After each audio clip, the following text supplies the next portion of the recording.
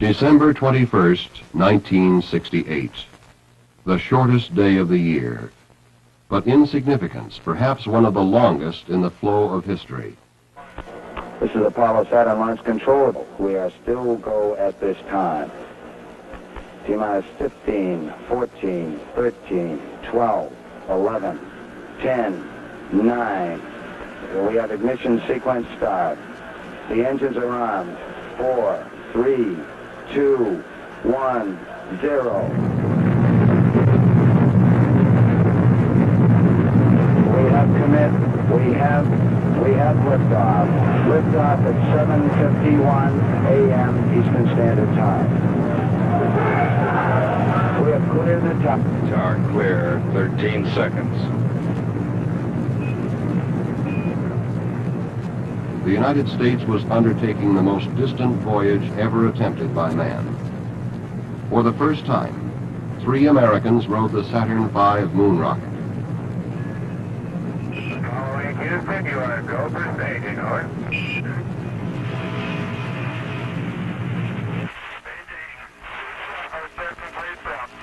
Roger, understand up.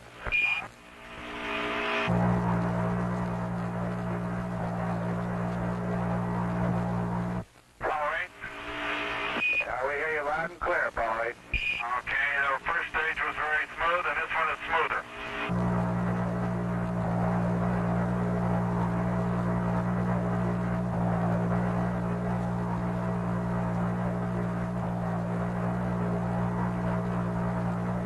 Apollo 8 Houston, your trajectory and guidance are go, over.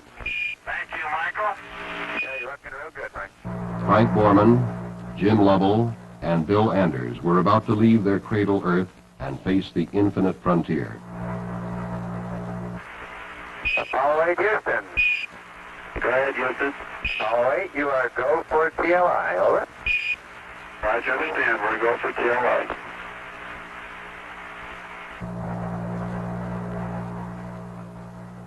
TLI, Translunar Insertion.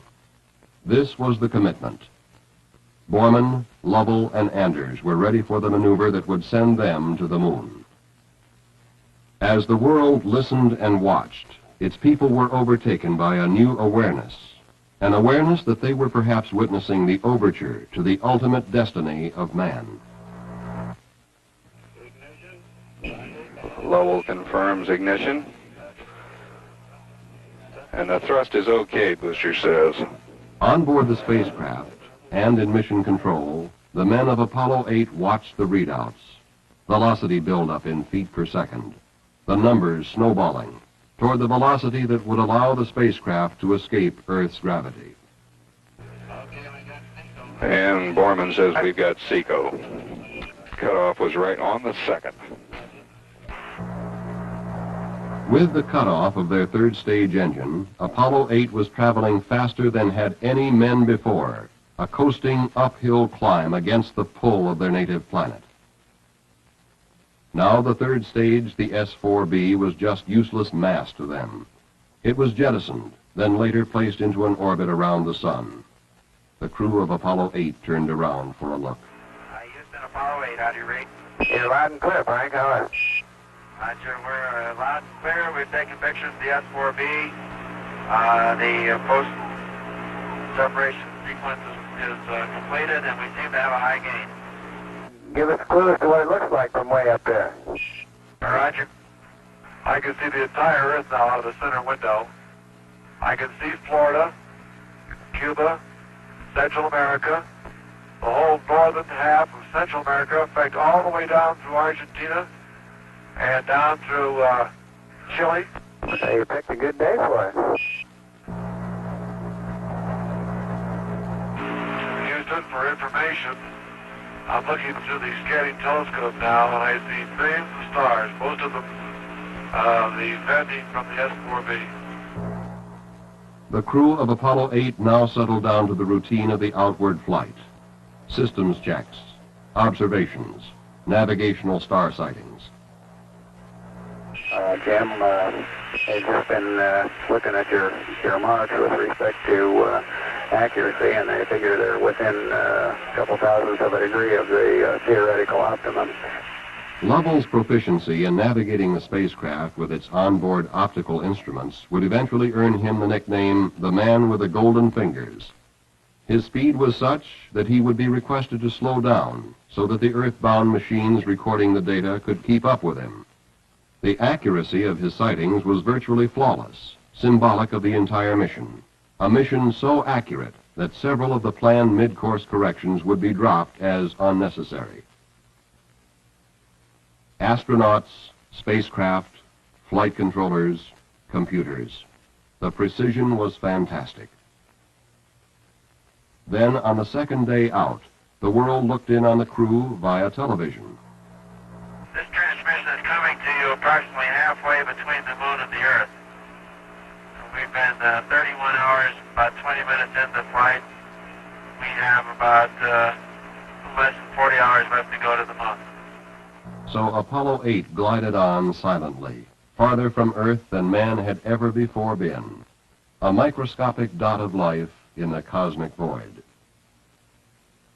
Around the world, in Goldstone, California, Madrid, Spain, Canberra, Australia, the gigantic antennas of the Deep Space Network tracked Apollo 8, received its communiques, picked up the voice of its telemetry. Only for the 40 minutes of its transit behind the moon on each orbit would Apollo 8 lose contact with Earth. Then, on the day before Christmas, the network zeroed in on the spacecraft television antenna for the second broadcast to Earth. Right, you're all looking at yourselves as seen from 180,000 miles out in space. Mike, what I keep imagining is if I'm some lonely traveler from another planet, what I think about the Earth from this altitude, whether I think it'd be inhabited or not. You don't see anybody waiting, is that what you're saying? Well, I'm just kind of curious whether I would land on the blue or the brown part of the Earth. You better hope we land in the blue part. Shortly after they turned off the television camera, Borman, Lovell, and Anders ended their long climb away from Earth. Crossing the point where the gravity of Earth and Moon just balanced, they became the first men to fall toward another celestial body. Now the time approached for the most immense commitment of the mission, Lunar Orbit Insertion, LOI. A burn of the service module engine would place Apollo 8 into orbit around the moon. Up to this time, without further major maneuvers, the spacecraft would loop around the moon and return to Earth. Once the burn was made, Apollo 8 would be held by the moon's gravity field until a later burn would push it free. Apollo 8, this is Houston at 6804, your goal for LOI. Okay, Apollo 8 is go. You're riding the best bird we can find. Lunar orbit insertion would take place on the backside of the moon. With the moon between the spacecraft and the Earth, all contact would be lost until it appeared on the other side. In mission control, they anticipated LOS, loss of signal, from Apollo 8. We'll see you on the other side. Now, mission control and the world could only wait. Wait for the first contact with Apollo 8 as it emerged from behind the moon.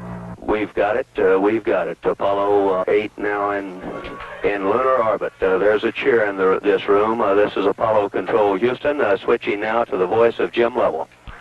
By 60.5, good to hear your voice. The burn was as close to perfect as possible.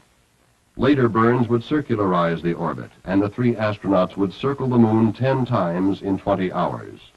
Sunrise, sunset, every 2 hours on an alien world.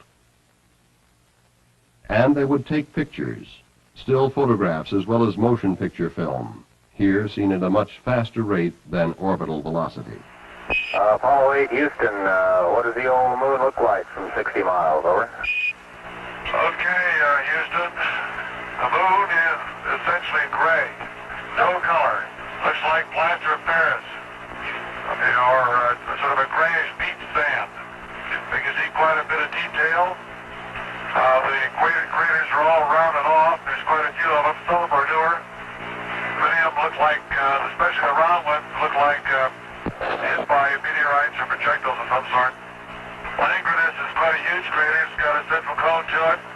The walls of the crater are terraced, about 6 or 7 different terraces on the way down.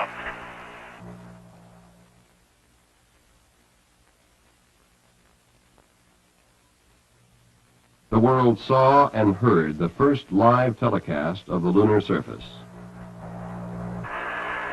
Hey, Bill, how would you describe the color of the moon from here? The color of the moon looks a very whitish gray, like dirty beach sand, and with lots of footprints in it. Don't these two craters look like pickaxes striking concrete, leaving a lot of fine haze dust?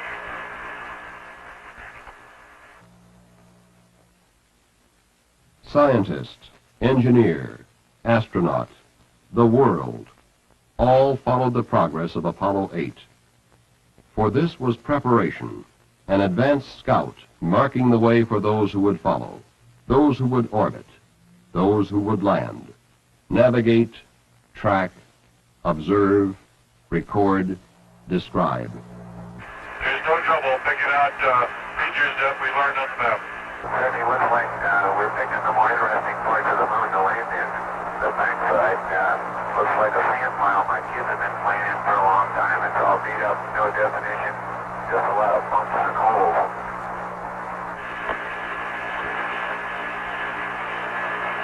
The area that we're over right now gives some hint of possible volcanic, though I really can't eyeball it at the moment to pin that down. No, there are some craters and buildups that definitely suggest volcanic activity. Then a Christmas Eve message the world could not forget. Welcome from the moon, Houston. Thank you. The moon is a different thing to each one of us. I know my own impression is that it's a vast, lonely, forbidding type existence or expanse of nothing. It looks rather like clouds and clouds of pumice stone. Beyond technology, beyond science, Apollo 8 was bringing to the world a new awareness, an expansion of mind and spirit that must forever alter the perspective of humanity, physically and philosophically. And from the crew of Apollo 8, we close with good night, good luck, a Merry Christmas, and God bless all of you on the good earth. There was little time for the crew of Apollo 8 to reflect. The next job was to make sure that the spacecraft was ready for the most critical maneuver of the mission, the firing of the service module engine for TEI, trans-Earth insertion, and the trip home. There was no go, no-go decision on this one. It had to go.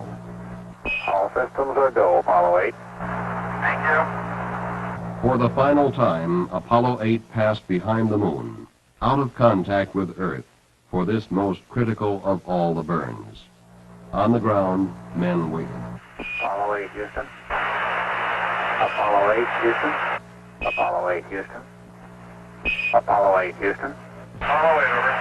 Hello, Apollo 8. Loud and clear. Roger. Please be informed there is a Santa Claus. That's affirmative. You're the best ones to know. 3 very tired astronauts were on their way home. And with them rode an army of engineers, scientists, technicians, programmers, flight controllers, all those whose dedicated efforts were Apollo 8. After catching up on their rest, homeward bound, there was more a mood of elation, contrasted with the outbound loneliness. I told Michael you guys are up there, and he said, who's driving?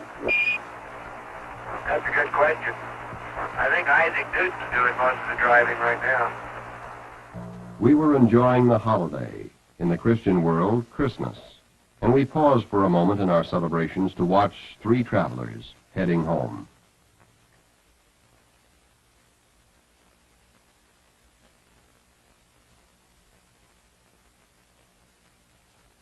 As many of us sat down to our Christmas meal, Borman, Lovell, and Anders were enjoying theirs. It appears that we did a grave injustice to the food people. Santa Claus brought us a TV dinner each, which is delicious.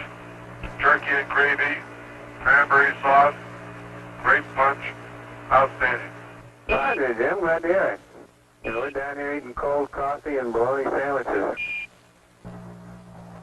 As on the way out, there were periods of work. The navigational ability of the spacecraft and crew was proving phenomenal. And periods of rest, a single man on watch.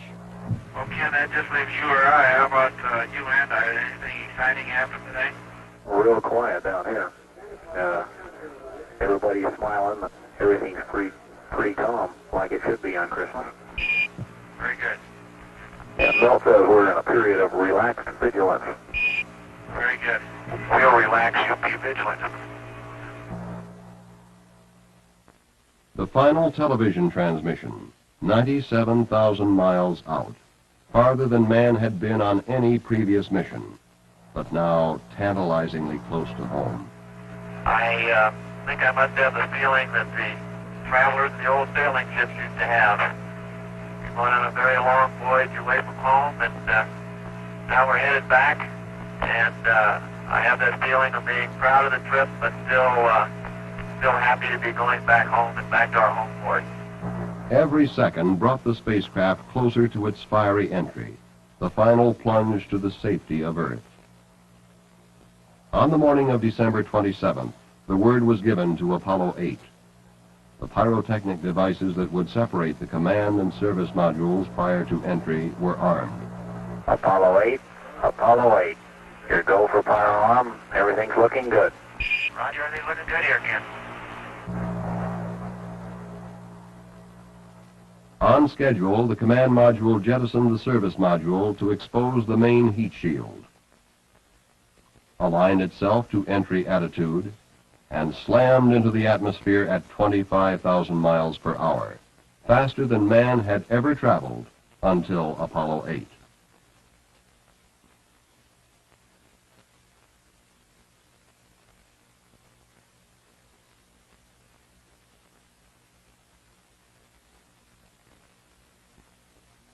A tracking aircraft took these films of the entry, the spacecraft seen as an incandescent fireball. With the temperature on the heat shield reaching 5,000 degrees, the communications were blacked out. The men in mission control waited once more.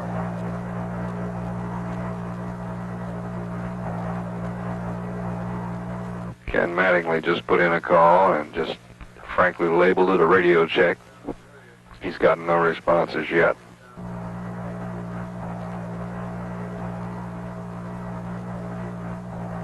Ken Mattingly puts in another call. And there's Jim Lovell. We're in real good shape, Houston. Real fine. The landing was right on target.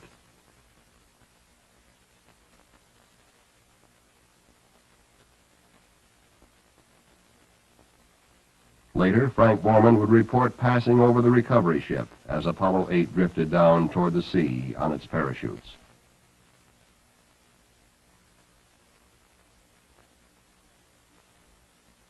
As Borman, Lovell, and Anders stepped onto the carrier deck, a huge and patriotic celebration broke loose in Mission Control. A celebration echoed by the hundreds of thousands of men and women who were Apollo 8. Again, it's Apollo Control here. I'm not sure how well our voice is getting out. There is a tremendous roar, an undercurrent of roar in the background. And I have never seen the degree of this emotional outpouring in any previous mission, including Alan Shepard's. I've seen rallies in locker rooms after championship games. I've seen happy politicians after elections, but none of them do justice to the spirit pervading this room. But the triumph of Apollo 8 was beyond the bounds of nationalism. It was a fruition of the ages of humanity.